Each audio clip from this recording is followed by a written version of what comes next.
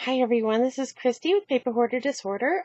We are going to do a quick little tutorial about how to create the graduation card. Sorry, my camera does not like black. It just doesn't know where to focus. I'm trying to give it things to focus on. Maybe that'll help. Okay, so we're just going to leave that on there for now, and hopefully that'll help. So basically what we need to do is we need to have a piece of black 12 by 12 paper, and what we're going to do is we're going to score at 6 inches, and then we're going to turn it 90 degrees either way, and we're going to score again at 6 inches. And it really hates this black. And then what we're going to do, now this one's a little harder because it goes past the edge of the board, and so you have to just kind of eyeball it. You can use your little slide, and it's in this little compartment back here. Okay, and so this guy goes up in here.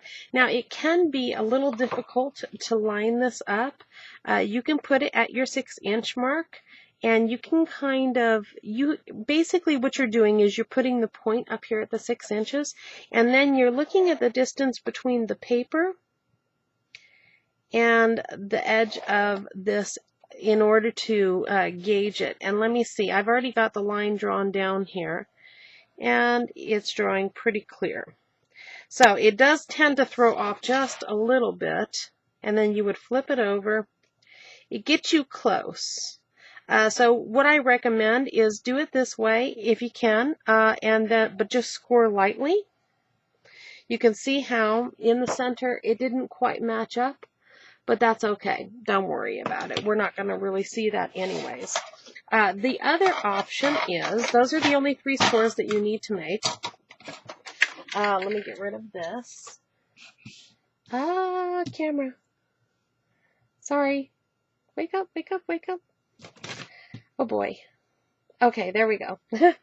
Sorry about that. It really hates that black. Okay, so what we're going to do is we're going to fold on our scores. Fold it this way. Fold it this way.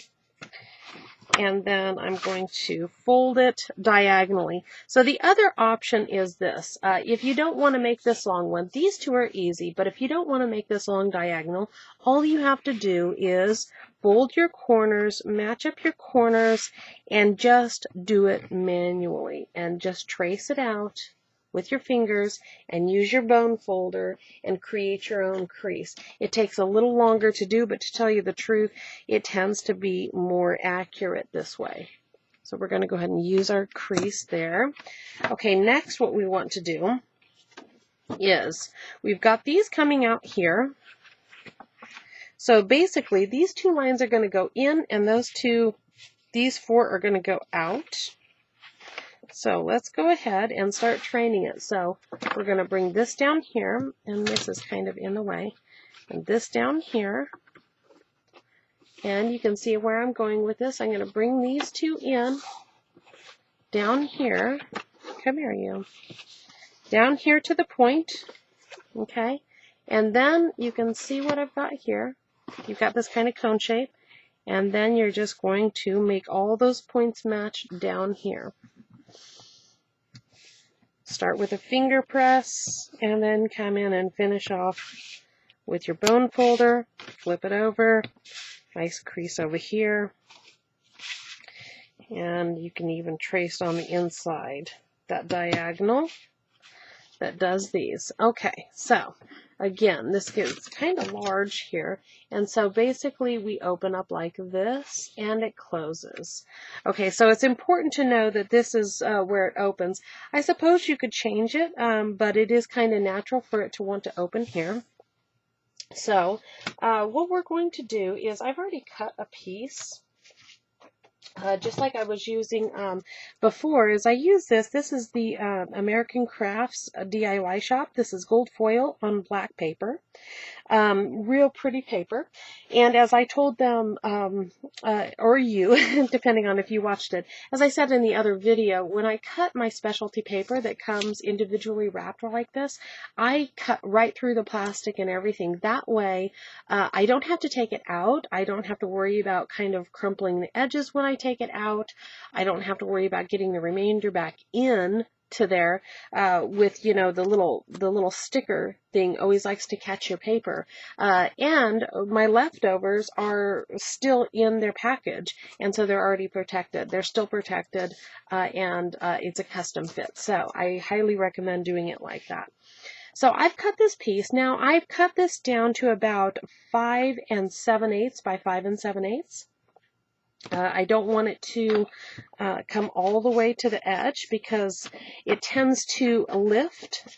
It tries to peel up more often if you take it all the way to the edge. And so you get a better bond, and it seems to stay looking neater longer if you bring it in just a little bit from the edge. And so this paper's curling just a little bit, and so I'm just going to kind of round it out. And I'm going to go ahead, and if yours is directional, you'd want to make sure that, you know, however you want your card to open, that the direction is working for you. Now, this is a card, so if you wanted to use dry adhesive, like score tape or ATG even, it would be just fine.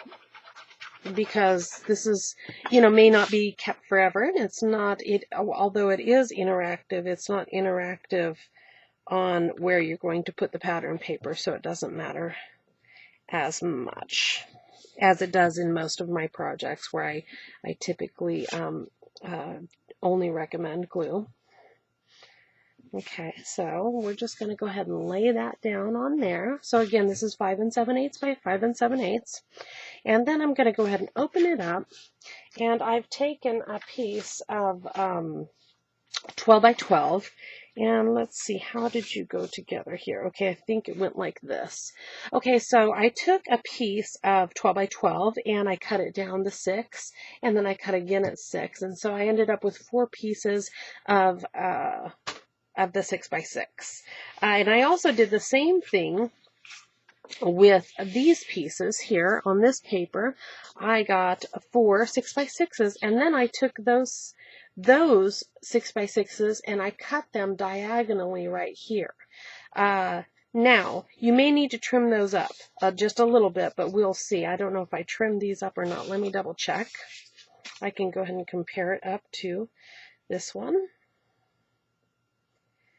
And it looks like I did. Okay, so you can see on here, once I cut them in half, you see there's a gap there about 1/8 of an inch. Once I cut these in half, then I put them together and I put them back into the cutter and I trimmed off about 1/16 of an inch. And that's what gives us the 16th inch on either side, which totals the 1/8 of an inch.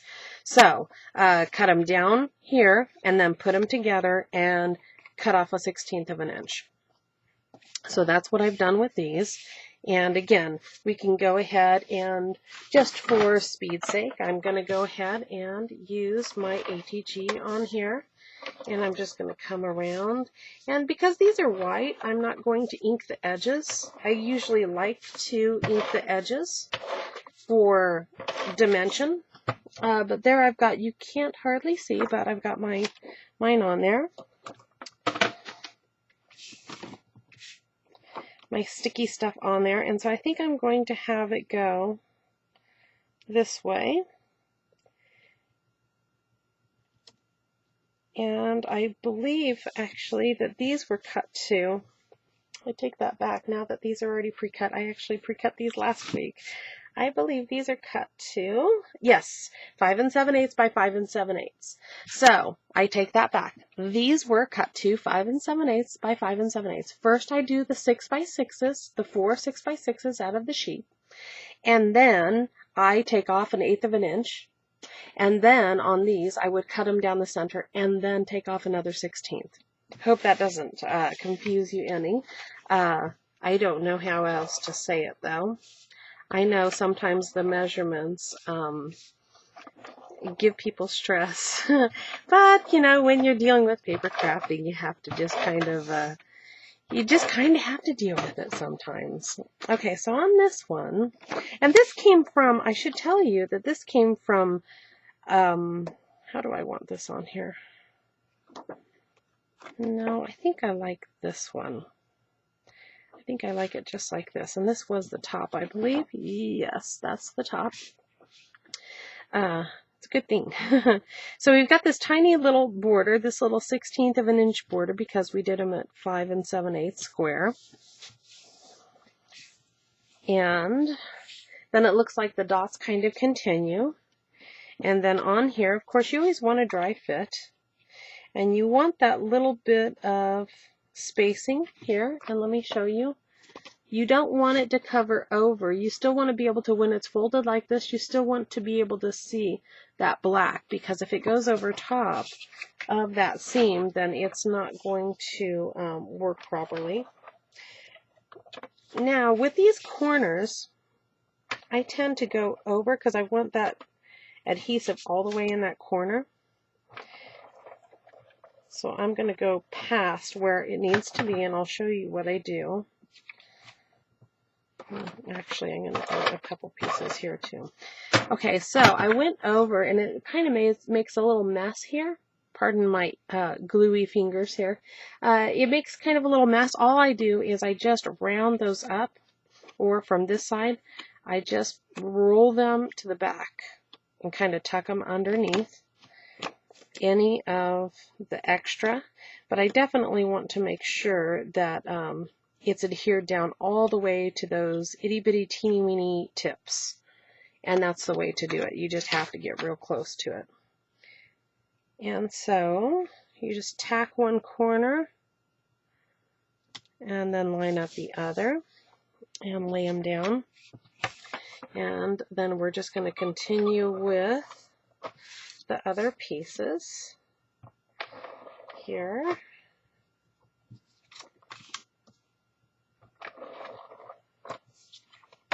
And just roll these over and set them down.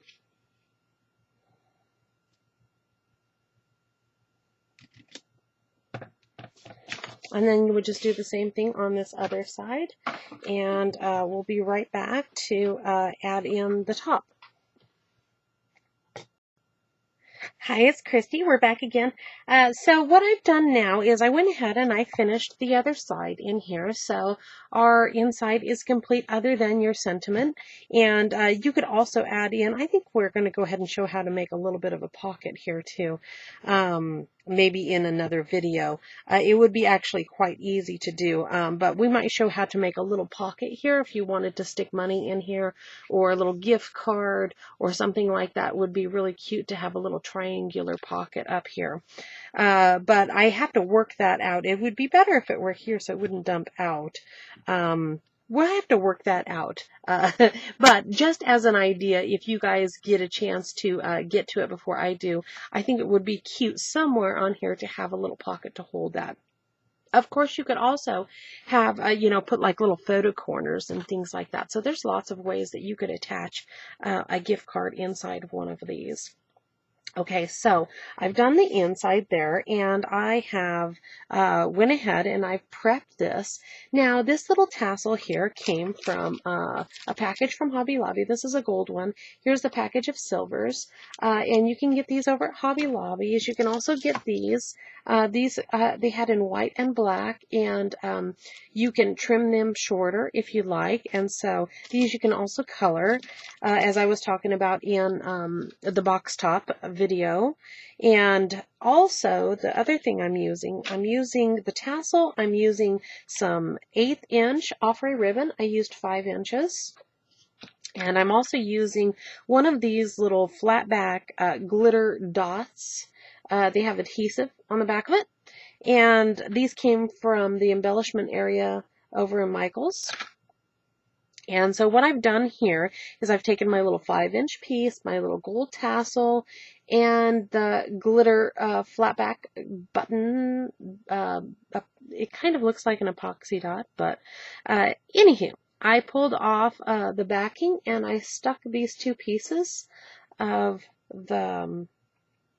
the ribbon in there, and it measures out to where it goes right about there. So now I probably should use, I'm just going to eyeball it. I probably should use a ruler, but I'm not going to. I know, terrible.